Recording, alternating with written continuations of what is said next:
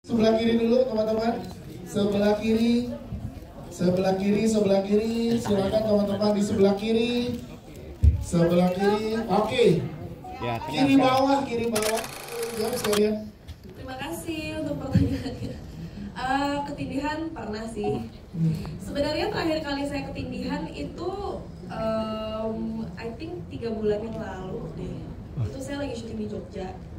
Dan itu abis flight yang panjang, belum tidur sebelumnya. Terus pas nyampe hotel saya sempat tidur tuh jam 3-an sore. Saya lagi tidur, terus tiba-tiba saya merasa ada langkah kaki gitu depan saya. Ada suara langkah kaki. Terus saya pikir kayak, oh siapa ini di kamar gue kan. Mau coba buka mata berat banget buat gerakin badan dan buka mata. Pas buka mata, oh nggak ada orang. Tidur lagi, terus tiba-tiba saya merasa sosok itu tiba-tiba naik ke atas kasur. Dan berasa kayak kasurnya gerak gitu, ini kok ada yang naik kasur gue gitu. Tiba-tiba mau bangun lagi, mau balik badan, susah banget, rasanya kayak berat banget. Terus akhirnya bisa, terus tiba-tiba nggak ada. Dan setelah itu nggak berani tidur jadinya.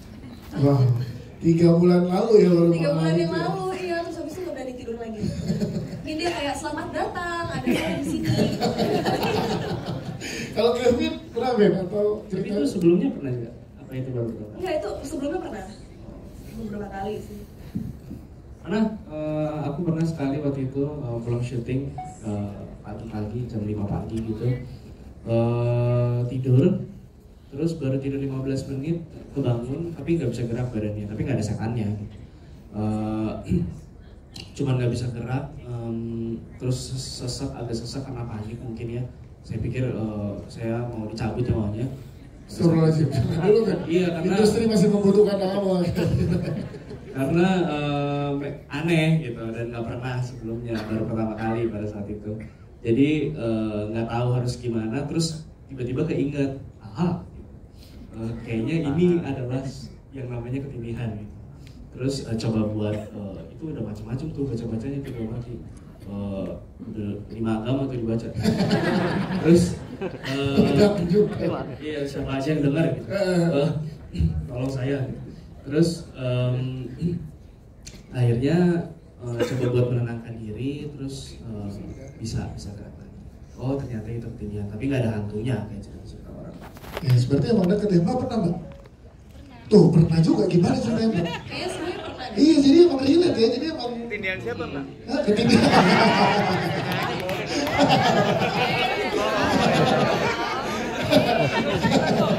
Maksudnya pulang syuting atau pulang liputan gitu kan, kalau banget pulang liputan. Sebelum ke teman-teman lagi tadi latihannya berapa lama buat tenis? Alna, Agnes Domi. Pernah ya, satu project baru kali ini. Dan kalau menurut saya pribadi sih ngobrol. Dan kebetulan kita kalau ngobrol kita nyambung ya. Kevin gimana, boleh ditambahkan? Silakan. Gitu dong. Kalau ngobrol tuh ya berjam-jam. Iya, dari awal ketemu Haiko, ya pasti semua orang ketika dikasih tahu bahwa di film, di project ini akan ada adegan seperti ini, pasti kita bertanya-tanya siapa nih lawan mainnya dan seperti apa dia, apalagi kalau belum pernah ketemu gitu. Yang pertama kita sadari adalah soal kenyamanan itu sih. Saya berusaha di awal gimana caranya supaya lawan main saya bisa nyaman sama saya gitu, supaya dia bisa menjadi dirinya sendiri dan bermain dengan baik gitu. Jadi banyak ngobrol, benar kata Haiko tadi gitu, dan Haiko adalah teman ngobrol yang asik. Yes, iya terima kasih. Terima kasih. Haiko dan juga Kevin. Thank you. Tentunya masalah di keluarga, di relationship gitu, relate ya berarti ya? Relate, pasti banyak relate juga sih. Karena sebenarnya karakter Tania ini sangat kasihan sih, karena dia tuh orang yang nggak ada yang ngerti sama dia. Nobody understands her. Secara personal, Tania nggak mendapatkan kasih sayang dari ibu dan bapak yang selayaknya anak harus dikasih sayang gitu ya. Papanya tuh pengen Tania harus menjadi atlet tenis, sedangkan sebagai anak tuh nggak dilihat. Ya. Jadi bapaknya hanya melihat Tania sebagai lo atlet, anak gua. Gitu. Ya. Dari mamanya juga nggak dapat attention, cuman deketnya sama emo. Ya, sama Emo dia. ya, dan punya pacar yang toxic juga. Jadi she's very lonely sih. Ya. So because of that loneliness, itulah kenapa dia berhubungan dengan si Bruno ini. Oke, tepuk tangan dong untuk jajaran cast dan filmmaker dari Film Gedwin ya. Bapak mana sih yang nggak pengen anaknya jadi baik gitu? Jadi baik aja mah gampang, yang susah tuh jadi asik. Jadi bagaimana saya harus mencetak anak saya supaya kamu harus seperti saya, ini seperti saya, tapi ternyata dia juga ada luka di dalam. Dia membuat luka di dalam. Jadi buat saya ini sebuah challenge baru selain ada horornya, cerita horornya, kemudian ada dramaturginya di sini, hubungan antara keluarga yang tidak baik gitu, yang itu kemudian juga itu sangat membantu sekali kalau Mas Uno mengadegankan dan kemudian mengerem, menggasnya, analogisnya seperti itulah. Terima kasih. Yes, tapi yang menarik juga Om Doni pengen tahu gimana proses Om Doni saat ada di lapangan dan di rumah itu kan jadi dua sosok yang berbeda tuh tadi. Nah itu treatmentnya Om Doni sendiri gimana? Ya, untuk seorang aktor kita memerankan tokoh lain itu bukan seperti jadi sendiri gitu. Jadi kalau saya menerima, mungkin teman-teman di sini pasti semua kan gitu, nggak bisa kalau dia seperti dia sendiri berarti dia nggak berakting. Jadi ketika kita mengalami proses pre-produksi seperti latihan sling contohnya, atau misalnya reading atau blocking, nah dari situlah kita membangun karakter buildingnya dari situ. Tentunya ada acting coach, ada Mas Inu di sini. Siap, terima kasih Om Doni Damara. Kalau teman-teman yang pernah lihat, cuman alangkah indahnya kalau saya pernah ngalamin sendiri gitu. Makanya karena saya nggak pernah, saya nggak pernah ngambil sebelumnya. Terus ditawarin film ini, dikasih lihat skrip ini sama Mas Unu, sama ada teman-teman di Imagine. Ternyata film ini bukan cuma soal mau takut-takutin orang doang, bukan soal jump-scare hantu-hantu, tapi dramanya yang ditebelin dari awal sama Mas Unu. Ya, Mas di awal dikasih tahu kalau film ini drama, tapi menceritakan tentang fenomena ketindihan ini. Makanya pas baca skripnya, wah seru banget nih, drama lalu ada hantunya gitu.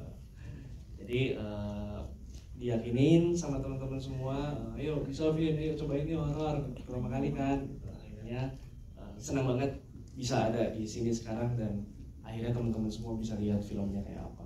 Semoga seperti ini. Suka dong, siap, terima kasih.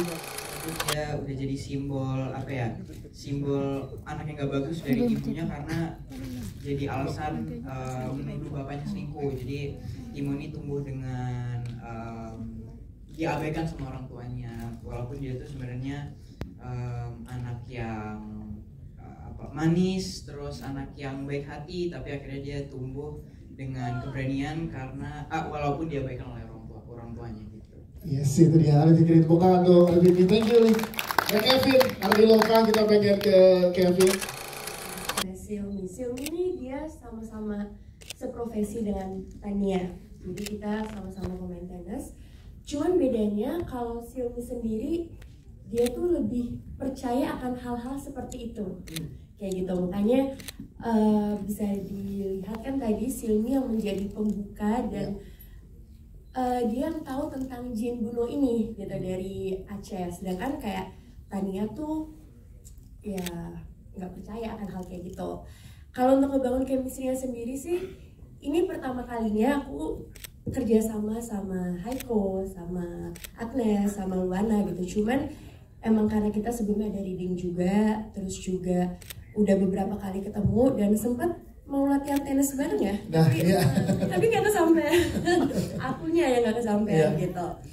Seru sih, untungnya semua tuh sama-sama saling support, terus juga jadi lebih gampang untuk ngebangun chemistry-nya. Siap, terima kasih Geisha. Selanjutnya ada Agnes Naomi. Kalau Agnes Naomi gimana? Ternyata di sosial media sering latihan tenis, ternyata untuk persiapan film ini waktu itu ya. Betul sekali.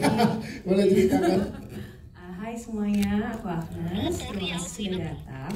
Aku di sini berperan sebagai Leona. Jadi kalau tadi nyambung sama karakternya Geisha, yaitu Silmi, aku tuh antitesisnya Silmi. Jadi Leona ini tuh serba logik, dia sangat tidak percaya sama hal-hal yang bersifat supranatural gitu.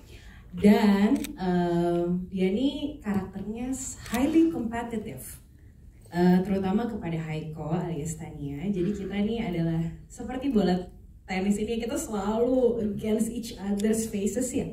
Tapi asli enggak kan? Pikir dulu nih gimana ya. Dan senang banget sih di sini karena ini kan ensemble mainnya. Ya. Kita sebagai sekumpulan atlet tenis profesional nih di dalam film ini, dan kita justru karakter buildingnya kami bertiga, aku, Haiko dan juga Luana kebetulan kedapatan latihan tenis. Ya. Disitulah pertama kali aku discover ini tuh main tenis sangat tidak mudah ya ternyata. Gitu. Jadi ya terima kasih juga buat produksi karena kita benar-benar dipersiapkan sebagaimana atlet itu dipersiapkan. Jadi kita tuh juga ngerasa sense of competition itu kayak gini ya. Gitu. Jadi kalau buat aku sendiri, aku lebih dekat sama olahraga tenisnya ketimbang sama ketindihannya karena ceritanya si Leona against it nih. Yes. Gitu kira-kira. Seru lah pokoknya. Ya, terima kasih Agnes Domi. Selanjutnya kita ke Luana. Kalau Luana gimana? Serunya seperti apa bersama produksi ini dengan teman-teman yang lain? Silakan. Baik, terima kasih. Selamat sore semuanya. Saya Luana Bitra berperan sebagai Nurul Akmal di film Ketindihan. Dan saya bisa dibilang senang banget bisa dapet project Ketindihan ini sebagai film debut aku. Wow, tepuk tangan dong. Ya, karena seperti semua bilang, ini filmnya unik banget dan sangat relatable. Dan kebetulan aku dapet karakter Nurul Akmal itu sangat relatable sama aku juga. Karena orangnya manis, orangnya baik hati. Ini gampang ya masuk ke dalam ini karakternya ya. Tapi ke belakangnya dia itu sakit hati teman-teman. Iya, makanya si Jin ini bunuh pergi ke Nurul. Terus ya ada kejadian seperti teman-teman lihat. Tetapi Nurul itu sangat dekat sama Tania, sama teman-teman yang lain juga karena kita seprofesi. Dan aku berbeda dari Leona. Leona kompetitif banget. Kalau Nurul kompetitif tapi Nurul masih sayang sama Tania. Makanya dia nggak apa-apa kalau Tania menang atau gimana-gimana karena dia cinta sama Tania. Yes. Gitu. Tapi ketagihan ya syuting film Lana. Karena aku juga nggak pernah main tenis. Makanya waduh gini ya cara main tenis dan juga gini ya jadi hantu. Nggak pernah. Gimana? Tapi untuk debut luar biasa, tepuk tangan dong untuk Luana Bitra. Thank you so much. Selanjutnya kita ke Zizi, pengen tahu ke Zizi Syahab gimana, boleh tahu risetnya seperti apa untuk berperan sebagai ustazah di sini ke Zizi. Selamat sore semuanya. Terima kasih. Dan ustazah saya jadi agak terlalu berat ya predikat itu di saya, jadi gak enak hati gitu. Pertama kali ditawarin film ini surprise karena tiba-tiba saya ditawarin horor kan, kayak horor nih serius, biasanya kan pasti religi atau apa, tiba-tiba horor. Dan yang bikin surprise lagi, kayaknya jarang-jarang ada film horor Indonesia yang penasehat spiritualnya adalah seorang ustazah. Biasanya ustadz atau pak haji, tiba-tiba ustazah kan ya. Dan karena memang Mas Sununya kooperatif, teman-temannya kooperatif, jadi mudah saya untuk eksplorasi seperti apa karakter ustazah Riza di sini. Nice, humble orangnya. Sangat apa ya namanya, logika tapi tetap mengimani gitu. Jadi transformasi ke Tanianya juga meyakinkannya Tania juga tidak sulit gitu untuk Ustazah Riza. Dan senang sekali ini jadi momen comeback aku di perfilman setelah hiatus beberapa tahun. Jadi semoga ini bisa diterima sama seluruh masyarakat Indonesia karena punya warna yang berbeda dibanding film horor yang lain. Amin. Terima kasih. Selanjutnya kita ada Om Don.